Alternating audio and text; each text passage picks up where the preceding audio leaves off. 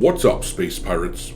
This is your Admiral, the Dread Pirate Dr. Disaster, and despite the accusations that Rotten Tomatoes has been doing their best to protect Disney by removing negative reviews from Ironheart, the show has still officially reached rotten status on Rotten Tomatoes because IronFART is so bad you can practically smell what they've done with it.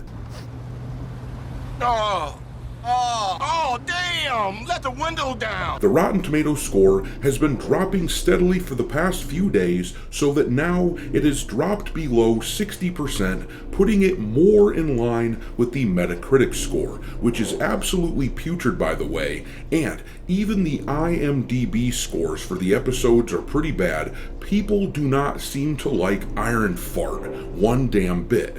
Of course, the media has immediately dropped into their default mode, and they're claiming that Ironheart has been review bombed. What they fail to understand is that voicing displeasure over any product, TV shows included, is simply a crucial part of the market sorting itself out. Just standing up for my rights as a consumer. After all, there is a reason that after IronFART, the only other MCU Disney Plus show that is slated to come out is Wonder Man. Marvel has taken notice of the fact that people are not watching their dog shit shows any longer, and yeah, data has just come in which suggests that nobody is watching Ironheart, despite all the whining from journalists about people being big meanies, whining about how we need to be nice to the big corporation that is Disney, and whining about how we're only hating on Ironheart because of her, the character's immutable characteristics. They don't know what they're talking about. God, that's victim shit. The truth is that Riri Williams is an unoriginal, derivative character that is ill-conceived from top to bottom, and she's just clearly a method of pandering that anyone can see from a mile away. That is why this data here tells us the truth that nobody is watching this show at all. IronFART doesn't even show up in the top 10 most streamed shows of this past week, and now the media can whine and moan like impotent little jackasses all they want about review bombs or anything else that they want to discuss, but the fact of the matter is that viewership is awful for this show, and their broken record talking points in defense of Disney are getting pretty damned old. Ain't nobody trying to hear that shit you talking.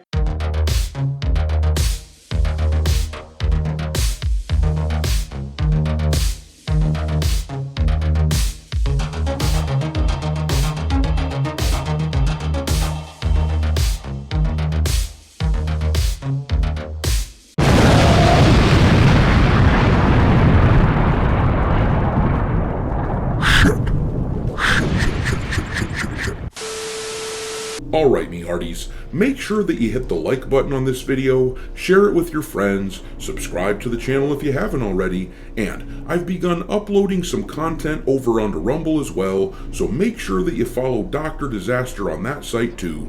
Also, give me a follow on X, where my handle is Dr. Disaster1. But alrighty then, let's take a look at this Ironheart viewership scenario. This information here comes from the website Luminate, and if you aren't familiar with Luminate, it functions very similarly to Nielsen in the sense that it tracks the amount of minutes watched for every streaming show, and it ranks them every week based on that data. The one thing that's very different between Nielsen and Luminate is the fact that Luminate comes out much quicker, whereas Nielsen data comes out about a month after the data that it reports. Luminate comes out every weekend and reports on the previous week. So, in this case, this chart here shows us the top 10 streaming TV shows for the week of June 20th through the 26th. And if you look here, there is not a single Disney Plus show on the list, which is not uncommon, by the way. For all the fanfare that Disney gets in the media, for all the money that these nincompoops dump into their watered down crap that nobody asked for, chock full of progressive shit shitlib nonsense, for all of that, they rarely have shows that hit the top 10 lists. Netflix and Prime typically dominate. But anyhow, if you look there at the top of the chart, you can see that the most watched show by a long shot was The Waterfront on Netflix with a whopping 2.8 billion minutes watched, followed by Love Island USA on Peacock with 2.4 billion. And then, down at the bottom is Mobland with roughly 261 million minutes watched. So, let's do some math really quick here. If the lowest show on the list is 261 million minutes, then, at most, Ironheart got 260 million minutes watched. It's most likely a hell of a lot less than that, despite the fact that they released 3 episodes at their premiere, which amounts to half of the damn show, but they released 3 episodes at once, and at most they got 260 million minutes. If that was the actual number watched, and we will likely never know the truth, because Disney will likely never independently release those numbers. They're too ashamed of their disappointing failures, but if that was the actual number, then Ironheart had completely putrid viewership.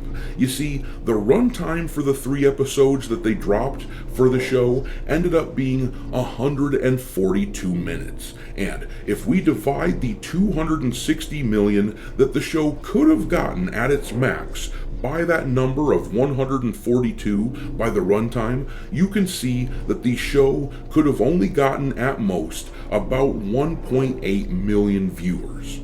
Once again, the true number is likely a shitload less than that, but any way you slice it, this is absolutely pathetic. I mean, look at the competition that beat this turd.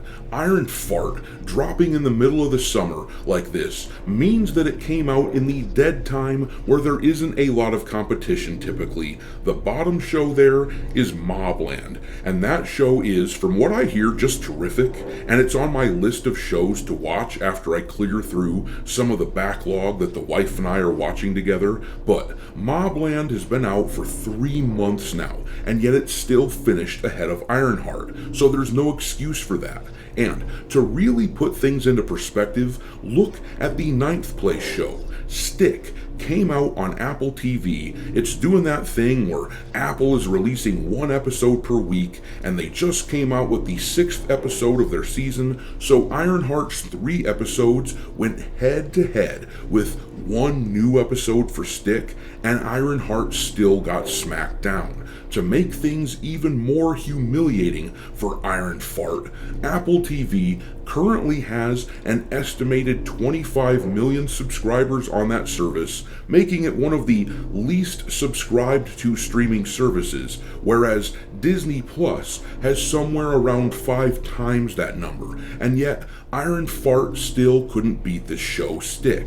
Now, you can argue that it's MCU fatigue, or superhero fatigue, or identity politics fatigue, or you can argue that people are just being big old meanies to Disney. You can argue whatever you want, but the fact of the matter is that this show, which reportedly cost somewhere around $150 million to make, it likely ended up being more than that, especially if you factor in marketing, but this show will not see a return on investment. Just look at Google Trends if you want an idea as to how little buzz IronFART is generating.